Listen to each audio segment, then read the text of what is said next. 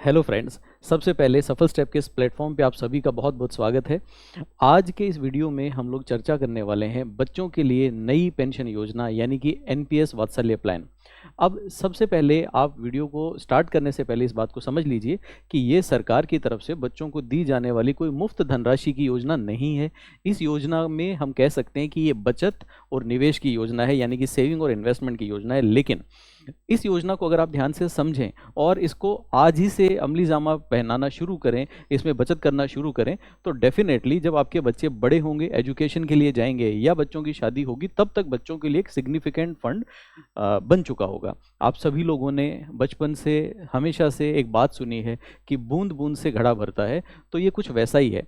हम सभी लोगों की एक बेसिक हैबिट होती है कि हम लोग अपनी लाइफ में नॉर्मली इतने बचत ओरिएंटेड नहीं हो पाते, क्योंकि बचत करने के लिए बहुत इजी टूल्स हमारे पास अवेलेबल नहीं होते। लेकिन ऐसी किसी योजना से अगर हम लोग जुड़ें जो पूरी तरह से फ्लेक्सिबल है और उसमें आज ही से इन्वेस्टमेंट स्टार्ट करें, तो समय के साथ में वो फंड इतना हो जाएगा जिससे हमारी ज़रूरतें पूरी हो जाएंगी। ये योजना सरकारी योजना है, केंद्र सरकार की योजना है, इसलिए हम इस पे कंपैरेटिवली जो प्राइवेट योजनाएं होती हैं उनसे ज़्यादा ट्रस्ट भरोसा कर सकते हैं। सबसे पहले हम इसको समझेंगे कि आखिर इसकी पूरी जो फ्रेमवर्क है वो क्या है। ये एक कॉन्ट्रीब्यूटरी प्लान है जिसको हम हिंदी में अंशदायी योजना बोलते हैं, जिसका मतलब है कि आपको अपनी इनकम में से कुछ पैसे बचत करके जमा कराने हैं। अब क्योंकि ये योजना बच्चों के लिए बनी है, इसलिए इस योजना में जो भागीदार होंगे, योजना के जो बेनिफिशियरी हैं, लाभार्थी हैं, वो बच्चे होंगे। लेकिन बच्चे की तो इनकम होती नहीं है और बच्चा तो डायरेक्टली योजना को चला नहीं सकता, तो बच्चे की जगह बच्चे के नाम से ये योजना पेरेंट्स के माध्यम से चलाई जाएगी। तो आप इसको यूँ समझिए कि मान लीजिए कल आपके घर में एक बेटा या बेटी पैदा होती है, तो उसके पैदा होते ही आप उसके नाम से एक एनपीएस वात्सल्य अकाउंट खोलेंगे और उसके अकाउंट में पैसे जमा करना शुरू कर सकते हैं। इस योजना में जब आप पैसे जमा करते हैं तो इसकी खास बात है इसकी फ्लेक्सिबिलिटी।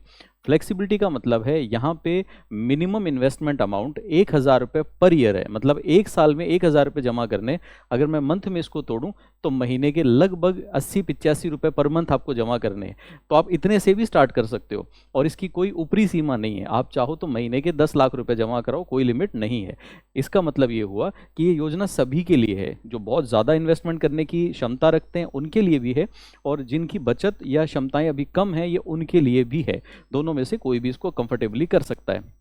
इस योजना में सिर्फ 18 साल से छोटे लोग ही पात्र होंगे। अगर आप 18 साल से बड़े हैं तो इस योजना का लाभ नहीं ले सकते, क्योंकि नाम इसका वात्सल्य योजना है, बच्चों के लिए बनी है। 18 साल से ऊपर वयस्क हो गए फिर आप इस योजना के भागीदार नहीं बन सकते। 18 साल से छोटे हैं, भारत के नागरिक हैं, तो आप इसमें पार्टिसिपेट कर सकते हैं। जब भी हम एनपीएस के अंदर अपना अकाउंट खुलवाते हैं तो एनपीएस में एक प्राण नंबर मिलता है, PRAN। ये जो परमानेंट रिटायरमेंट अकाउंट नंबर करके है, ये नंबर बच्चे के नाम पे इसमें मिलेगा। उसके बाद अब इसमें हमारे पास में एक विकल्प होता है। विकल्प क्या कि एनपीएस के अंदर एक अथॉरिटी है जिसका नाम है PFRD है, pension fund regulation and development authority. इस अथॉरिटी ने कुछ फंड्स को पहले से सेलेक्ट कर रखा है। उन सेलेक्टेड फंड में से आप अपनी मर्जी का फंड चुन सकते हैं। तो वहाँ पे HDFC, ICICI, SBI, कई सारे फंड्स के आपको नाम दिखते हैं। उनमें से आप अपनी पसंद का फंड चुन लो कि मैं इस फंड के माध्यम से निवेश करना चाहता हूँ। वहाँ पे आप इन्वेस्टमेंट चालू कर सकते हैं। ये इन्वेस्टमेंट मंथली भी हो सकता है, एनुअली भी आप कर सकते हो। और इसकी जो खास बात है वो क्या है, उस पर आइए अब चर्चा करते हैं। इस खाते को खोलने के लिए आप चाहें तो 2 मोड आपके पास अवेलेबल हैं, ऑनलाइन और ऑफलाइन। अगर आप ऑफलाइन मोड में खाता खोलना चाहते हैं तो आप पोस्ट ऑफिस में जाके अकाउंट ओपन कर सकते हैं। आप PFRDA के जो ऑथोराइज एजेंट्स हैं उनके पास जाके खाता खोल सकते हैं, या फिर आप बैंक में जाके भी ये खाता खोल सकते हैं। और सबसे आसान तरीका इसका है कि अगर आप कहीं नहीं जाना चाहते तो इस अकाउंट को आप ENPS पे जाके ऑनलाइन भी ओपन कर सकते हैं। पूरी प्रोसेस 100% ऑनलाइन है, आपके मोबाइल से बैठे बैठे आप इसको ओपन कर सकते हैं। इसकी अगर ज़्यादा जानकारी चाहते हैं आप, तो ये वेबसाइट का नाम मैंने यहाँ आपके लिए दिया है। इस वेबसाइट पे जाके आप सारी जानकारी और भी डिटेल में ले सकते हैं। वेबसाइट का नाम है www.pfrda.org.in। अब देखिए, अकाउंट अगर आप इसमें ओपन करना चाहते हैं तो आपको 2 लोगों के डॉक्यूमेंट चाहिए होंगे, एक तो बच्चे के और एक पेरेंट के। तो बच्चे का जो जन्म प्रमाण पत्र है वो सब आपको चाहिए होता है, और इसके अलावा जो पेरेंट्स हैं उनके पूरे KYC डॉक्यूमेंट, जिसके अंदर उनका एड्रेस का जो डॉक्यूमेंट होता है वो भी, और उनका पहचान पत्र वो भी। अगर कोई NRIs हैं तो तो वो भी इसके अंदर अपने बच्चे का अकाउंट ओपन कर सकते हैं, उनके लिए भी ये ओपन है। जब आप लोग इसमें इन्वेस्टमेंट करना स्टार्ट करेंगे तो आपसे फंड सिलेक्शन के समय ही एक चीज़ और पूछी जाएगी कि आप किस तरह का इन्वेस्टमेंट करना चाहते हैं। तो उसके अंदर कई ऑप्शन है आपके पास, जैसे कि डिफ़ॉल्ट ऑप्शन है जो अपने आप ऑटो सेलेक्टेड रहता है, एक ऑटोमेटिक विकल्प है, एक जो है वो एक्टिव ऑप्शन भी होता है। इसका मतलब है आपका जो पैसा आपसे लिया जाएगा हर महीने बचत के नाम पे या एनुअली बचत के नाम पे, उस पैसे को ये अथॉरिटी कहीं पे डिपॉजिट करेगी, कहीं पे इन्वेस्ट करेगी। वो इन्वेस्टमेंट इक्विटी शेयर्स में होता है, वो इन्वेस्टमेंट कॉर्पोरेट बॉन्ड्स में होता है, वो इन्वेस्टमेंट गवर्नमेंट सिक्योरिटीज़ में होता है, सब में होता है। हर आदमी अपनी रिस्क लेने की इच्छा, सबकी रिस्क एपेटाइट अलग अलग होती है।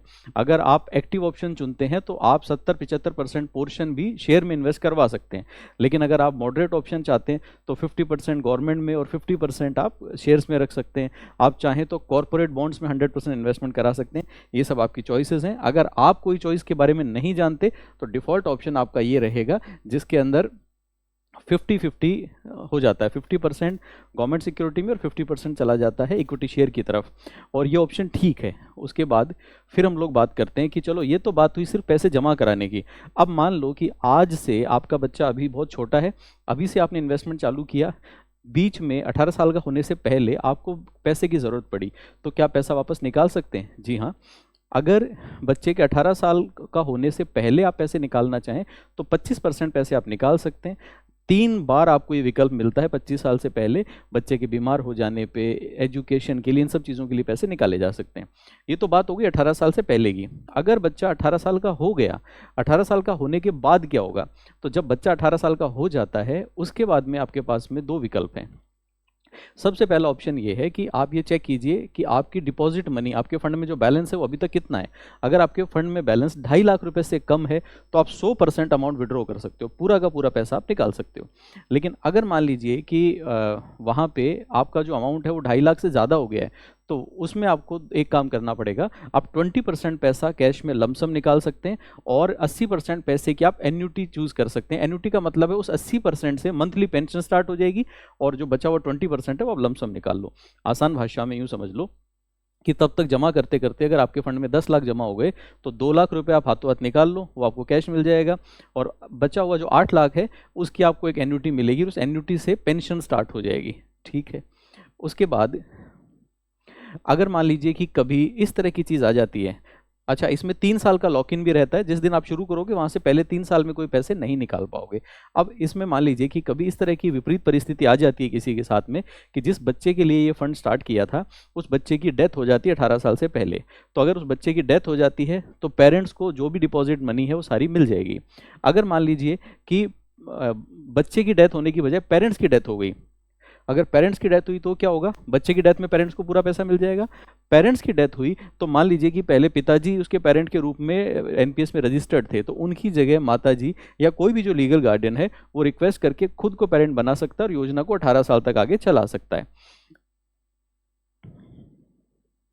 जैसे ही बच्चा 18 साल का हो गया तो 18 साल का होने के बाद अब बच्चे को ऑप्शन दिया जाएगा कि आप चाहें तो इस एनपीएस वात्सल्य को रेगुलर एनपीएस योजना में बदलवा लो, या फिर मैंने बताया कि 2.5 लाख से कम है तो पूरा पैसा ले लो, या फिर 80 और 20 के रेशियो में ले लो। अगर वो बच्चा इसको रेगुलर एनपीएस में बदलता है तो जो कर्मचारियों के लिए, इन सब के लिए आज के दिन जो एनपीएस योजना चलती है ये बिल्कुल उस योजना में कन्वर्ट हो जाएगी और उसमें मिलने वाले सारे बेनिफिट बच्चे को भी मिलेंगे। ये तो योजना की मुख्य बात हो गई जो मैंने आपको एक पूरी रूपरेखा इसकी समझाई। अब असली बात है उस पर गौर कीजिए। अगर मान लीजिए कि हम ये मानते हैं कि रिटर्न लगभग इसमें 12% आए, लगभग 12% के आसपास रिटर्न बाजार में रहे जो ऑन एन एवरेज एसआईपी वगैरह में, म्यूचुअल फंड में रह जाता है।